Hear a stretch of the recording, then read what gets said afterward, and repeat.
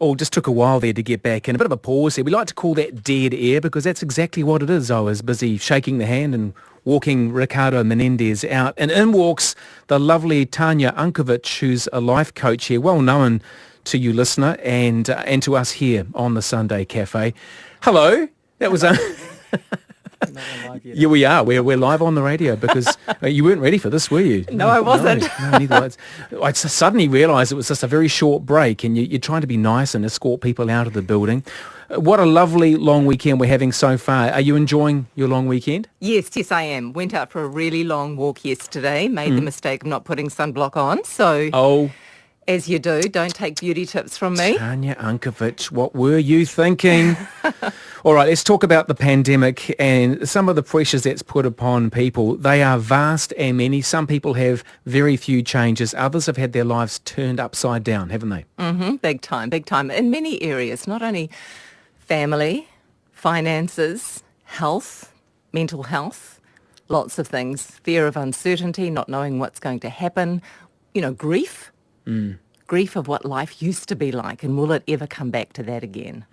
How much of that is tied in with pride?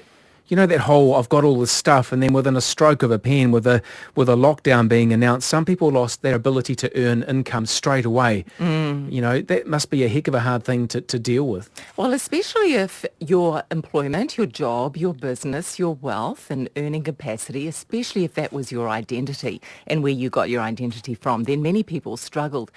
But hasn't it been a great equaliser for all of us, really, to see that actually at the end of the day, all this stuff doesn't matter because we were all locked down and we were locked down with people, and it meant getting to talk to people again. It meant being present in your relationships again. So those are some things that money can't buy, right?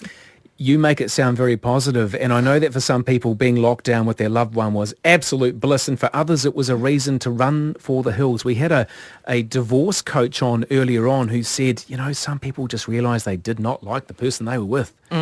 Did you see many people coming to you for advice? Oh, absolutely. A lot of people were all of a sudden faced with the reality of their life, and they're going, actually, is this what I really want? Is this actually my life?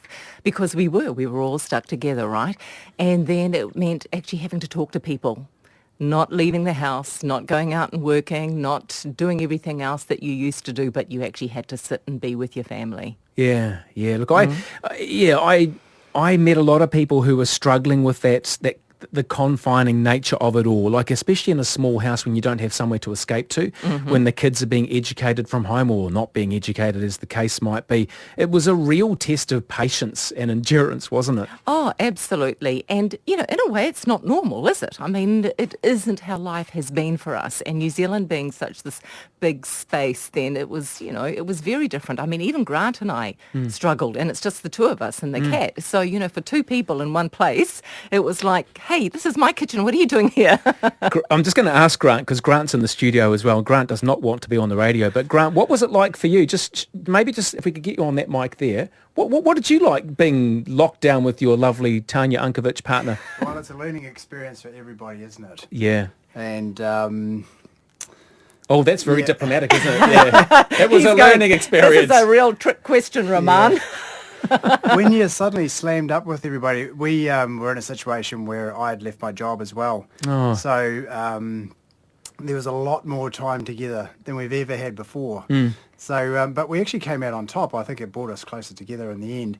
But we did have to work through a few things, Of course, absolutely. And you two are lucky because you've got each other. But for me, I don't even have a goldfish. Loneliness for some was a real thing, wasn't it? Oh, very much so. And I call it the modern day pandemic.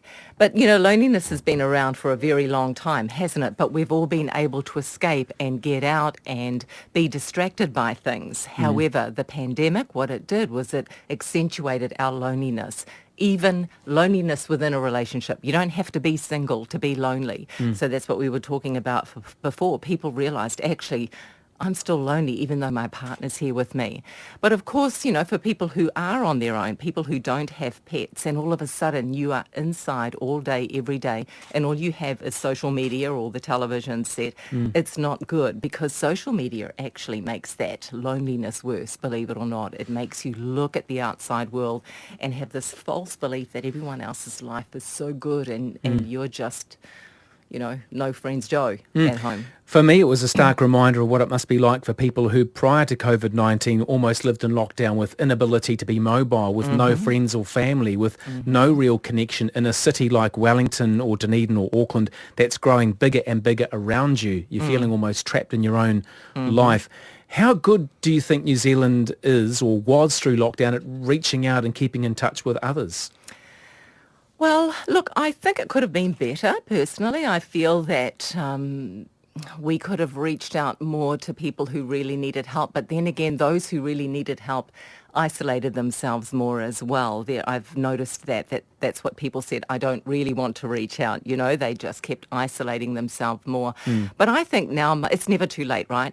Now, because people are still suffering the effects of the lockdowns, and they are in this pattern of loneliness, of being isolated, of overeating, of overdrinking. You've actually got to break those patterns. So it's never too late to now start reaching out to everyone and saying, how are you doing now? I noticed that you talk about taking the shame out of feeling lonely. And of course, loneliness can be a spiral into depression and worse. So what do you mean by taking the shame out of the equation?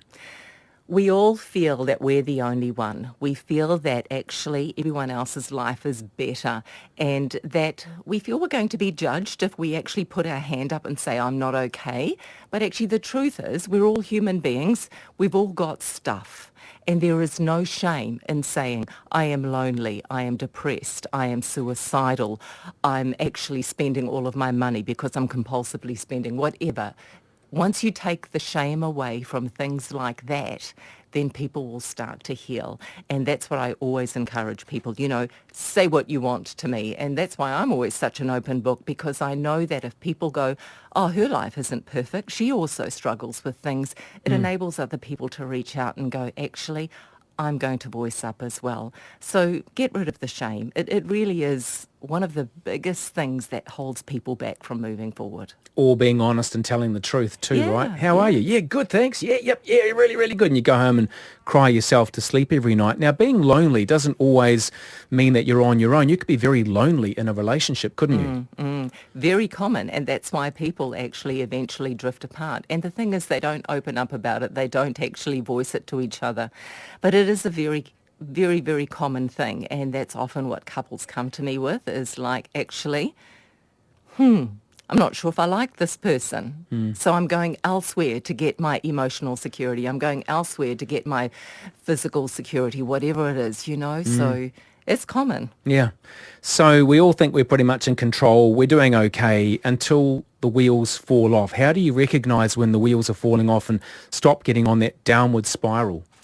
Well, identify that you're actually starting to go downhill and actually step out of it straight away if you can. Identify it. Identify that something isn't right, whether it be physically, emotionally, you're noticing you're depressed, if you find that physically you're not well, if you find that you don't want to move as much, you're not exercising, if you find that you're eating or drinking or whatever it is too much. Identify that something isn't going right and reach out straight away. Don't wait, because once you continue on that pattern, it's always so much harder to get out of it. So put your hand up, forget about the shame. Just, as we said before, just reach out for help, even if it is just a friend. Tanya Unkovich, you're a life coach. This is what you do. There'd be nothing that you would hear from people. You might get a bit surprised, but you wouldn't be shocked. But for those of us who genuinely say to friends, talk to me, I'm here for you, how do we cope when we're told something that is really quite scary, like someone talks about wanting to take their life, for example? What should I do in that situation? If you don't feel that you are able to handle it yourself, or that you are struggling with it, then definitely, if someone's health, if someone's life is at risk, go and get help yourself, or go and tell someone else straight away, whether it be, your GP, just say, what do I do here? Whether it be Lifeline or any other service, do anything to save someone's life. How do you do it without betraying the trust? That person will feel betrayed. Well, it's about making the decision.